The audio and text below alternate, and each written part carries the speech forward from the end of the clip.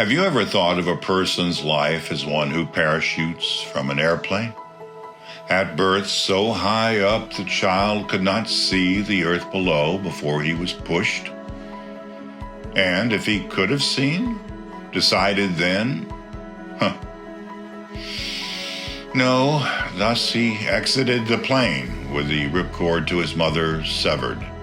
He fell, neither understanding nor seeing at that time what loomed below, what wonders or dangers he'd discover. Thus he started his downward descent to land somewhere in the soon knowable future. Where would he land? Who was his father, mother? Perhaps he knew instinctively during his descent that his parachute wouldn't open at such a high place. He would know his landing place several years later when his eyes, conscience, mind, and heart were fully open to the world that he landed. His culture, his heritage, his position and station in life, things all beyond his control, determined by his parents and their parents before them, going back how many generations? Yes, where would he land? What were the threats? Were there any? Would God's favor or calamity ultimately befall him?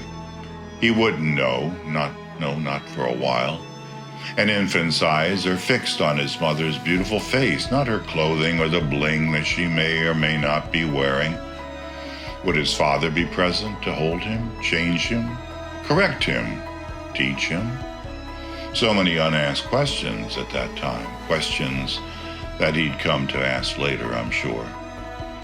Thus he continued his descent ever downward into the low-lying gray, then seeing the frigid snow of reality come closer and closer. It's time, he thought.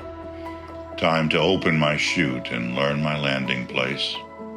Thus, he'd land. Of course, when I landed, I learned that it wasn't the winds aloft that carried me to my ultimate landing place. No, it was the hand of God and His Spirit that carried me all along. That's what really matters, because life here is but a vapor, a wisp of Cirrus, our final landing. Now that's a more Cirrus question.